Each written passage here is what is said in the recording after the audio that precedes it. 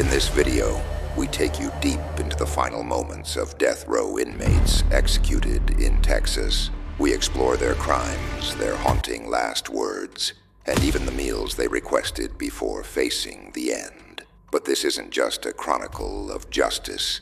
It's also a chilling look into a system where the truth sometimes dies long before the condemned.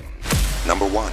Martin Saleda Vega was executed on January 26, 1999. He had recently been released on parole after serving only 1 week of a 2-year sentence for a violent robbery. Before that, he had completed half of an 18-year sentence for narcotics charges and had a criminal record that included burglary and drug distribution. In July 1985, 36-year-old James William Mims was found dead near Luling, Texas, shot multiple times. The case remained unsolved for over 2 years until Vega walked into the Luling Police Department and confessed to orchestrating the murder in exchange for a $30,000 life insurance payout. He directed investigators to the murder weapon and claimed that Mims's then-wife, who he later married, encouraged the killing. Authorities stated they lacked evidence to prosecute her. During sentencing, a woman testified that Vega had once threatened her with a firearm, and he was also under investigation for another homicide in the St. Louis area. For his final meal, Vega chose a T-bone steak, shrimp, and a Coca-Cola. His last words were filled with frustration and spiritual resolve. They made it look like my own family was testifying against me, but they weren't. My attorneys didn't call any witnesses on my behalf. This is a conspiracy. You're witnessing what happens when rushed laws silence justice. I love all of you. Like the song says, I want to go out like Elijah, on fire with the Spirit of God. I'm done. As we reflect on these cases, we must also confront the voices that cry out, not just in regret, but in protest. One such voice came from a man sentenced under Article 19.83 of the Texas Penal Code, murder for remuneration. Until his final breath, he claimed innocence, revealing glaring flaws in the case against him. He stated, "I admitted to knowing her, but the forensic evidence proved the hairs found in her body belonged to no one in that room. A drop of fluid tied to blood type B. Mine is type A. Still, they brought a woman to testify against me, a woman under indictment for drug trafficking, charges she could have walked away from, and she did." He continued, "She lied under oath, said she'd never been in trouble with the law. No one cared, no one checked.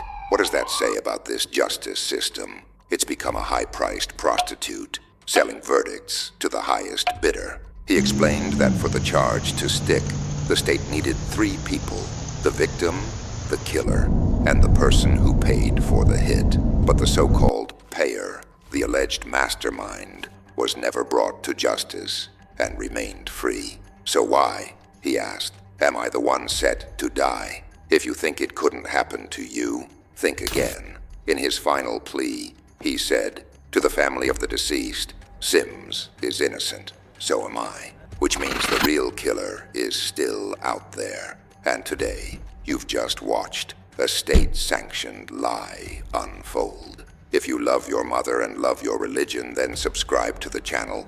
Give the video a like and type in the comment, 'I love you, mother.'" Number 2. James Ronald. On a warm spring morning, April 21st, 1981, the bustling city of Houston, Texas, was jolted by a brazen and tragic crime.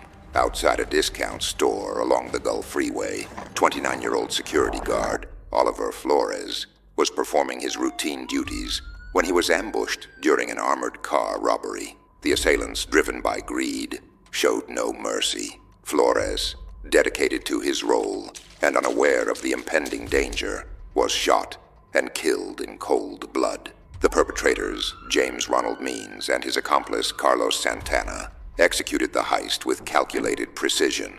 Their plan was meticulous, but their escape was short-lived. Witnesses at the scene provided crucial information, and the Houston Police Department launched an intensive investigation.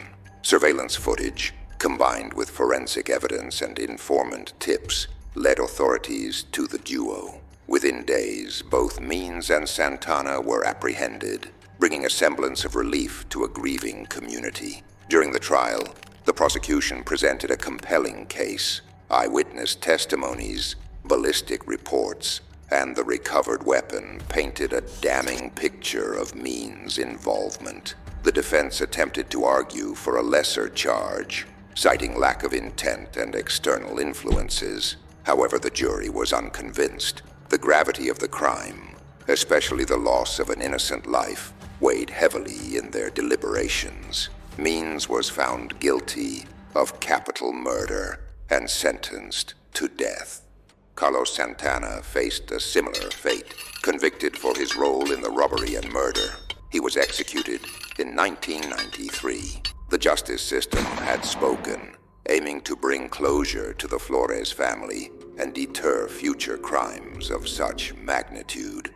As the years passed, Means remained on death row, reflecting on his actions and the path that led him there. On December 15th, 1998, after 17 years of incarceration, his execution date arrived. In accordance with Texas tradition at the time, he was granted a final meal of his choosing. Means requested a bacon double cheeseburger, golden French fries, a tall strawberry milkshake, and 6 chocolate cookies, a meal perhaps reminiscent of simpler times. In his final moments, Means chose to leave the world with words that were both poetic and introspective. He stated, "As the ocean always returns to itself, love always returns to itself, so does consciousness always return to itself, and I do so with love on my lips. May God bless all mankind." These words, reflective and serene, stood in stark contrast to the violent act that had defined his life. They offered a glimpse into a man who, facing the end, sought peace and perhaps redemption. The story of James Ronald Means serves as a poignant reminder of the consequences of our choices and the profound impact they have on others. It's a narrative of crime and punishment, but also of reflection and the human capacity for remorse. John Glenn Moody. On a quiet street in Ebulin, Texas, the serenity of a modest neighborhood was shattered on a grim day when the body of 77-year-old Louise Molden was discovered in her own home. A beloved figure in her community, Louise was known for her gentle demeanor and independence, despite her age. But on that day, January 5th, 1999, her life came to a tragic and brutal end at the hands of a man with a long, dark past, John Glenn Moody. The crime scene was nothing short of horrifying. The home showed signs of a violent struggle, with overturned furniture, blood splatters, and evidence of forced entry.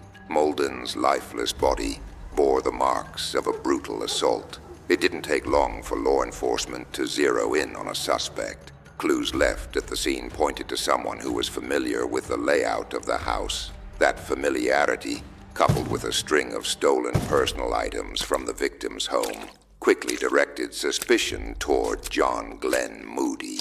Moody wasn't a stranger to the Molden residence. In fact, he had previously worked on the property, doing small maintenance jobs for the elderly woman. But behind the facade of a handyman lay a man with a lengthy rap sheet and a troubled past. His criminal record stretched across multiple states and included charges ranging from theft and assault to robbery and burglary. He was a drifter with a violent history, moving from town to town, leaving behind a trail of chaos. When police located Moody, they found several of Louise Molden's stolen belongings in his possession. That damning discovery was only the beginning. Fingerprint evidence gathered from the crime scene matched Moody's prints perfectly. Faced with irrefutable proof, he was arrested and brought to justice. During the trial, prosecutors painted the picture of a man who had exploited the trust of an elderly woman, ultimately choosing to kill for gain. The jury deliberated for only a short time before delivering a guilty verdict. Moody was sentenced to death. As his execution date approached, the hardened demeanor of John Glenn Moody began to crack. Death has a way of peeling back the layers of even the most callous individuals. On the eve of his execution, he was granted the tradition of choosing his final meal. A strange glimpse into the humanity that still lingered in a man condemned. His request was nothing short of lavish. 2 T-bone steaks, French fries drenched in ketchup, 5 soft tacos, a fresh salad laced with French onion dressing, warm dinner rolls, a slice of angel food cake, a pint of white chocolate almond ice cream, and a 6-pack of Pepsi. It was a feast befitting a man about to meet his end. When the moment came, Moody stepped into the execution chamber with a heavy heart. He was given the opportunity to speak one final time. His voice, once defiant and cold, now trembled with remorse. "I'd like to apologize and ask forgiveness for any pain and suffering I've caused, including to my family," he began. "There comes a time when a man must face judgment. I hope that those affected will one day find more mercy than I deserved. God bless you all. I love you. Stay strong." And with those final words, John Glenn Moody faced the ultimate consequence for his actions. His life, riddled with crime and marred by violence, came to a close on January 5th, 1999. For the family of Louise Molden, there was no bringing back the loved one they had lost, but there was a measure of justice, and for the world. Moody's story serves as a chilling reminder that behind every heinous act lies a deeper history, a mixture of choices, chances, and consequences that eventually catch up, no matter how far one runs. Troy Dale Ferris. December night in 1983, tragedy struck the heart of Tarrant County, Texas. Sheriff's Deputy Carl Rosenbaum, a committed officer known for his bravery and calm demeanor, responded to a routine call, what appeared to be a roadside disturbance. As with countless similar calls, Rosenbaum did his duty, unaware that this night would be his last. Hidden in the shadows of that disturbance was Troy Dale Ferris, a man whose name would soon be etched into the annals of Texas crime history. Deputy Rosenbaum arrived at the scene prepared and protected, wearing his law enforcement-issued body armor. Yet, even that couldn't shield him from what happened next. Without warning or negotiation, Ferris pulled a weapon and fired, fatally striking the deputy. The shot pierced through vital areas the vest couldn't protect. Rosenbaum died doing what he had sworn to do: protect and serve. The senselessness of the act would haunt the community for years to come. The investigation that followed was swift and relentless. Witnesses who had either seen the shooting or were nearby when it happened provided critical testimony. Their statements painted a clear picture. Ferris was not defending himself, nor acting in confusion or panic. His actions were deliberate, cold, and unprovoked. While the motive was never fully explained, authorities believed the killing stemmed from Ferris's desire to avoid arrest or confrontation with law enforcement. Whether it was fear, rage, or rebellion, it didn't matter. A trusted officer was dead, and justice demanded to be served. The weight of evidence and witness accounts led to Ferris's arrest, trial, and eventual conviction. The courtroom was charged with emotion. On one side, a grieving family robbed of a husband and father. On the other, a man who had taken a life and would now face the state's most severe punishment. The jury found Ferris guilty of capital murder, and he was sentenced to death. His appeals over the years failed to overturn the verdict. As his execution date drew near, Ferris chose a path that set him apart from many others on death row. He declined a final meal, a symbolic gesture, perhaps, or an act of humility, but it was in his last words that the weight of the years and the enormity of what he had done finally came to the surface. Standing before witnesses in the execution chamber on January 13th, 1999, Troy Dale Ferris addressed the people his actions had affected most. His voice carried sincerity, regret, and something deeper: faith. To the Rosenbaum family, Cindy, Scott, I have nothing but love for you. I mean that from the deepest part of me. Through Clark's passing, he brought this man closer to God, to my family. You are beautiful. Your support has been miraculous. And with that, the final chapter of Ferris's life was written.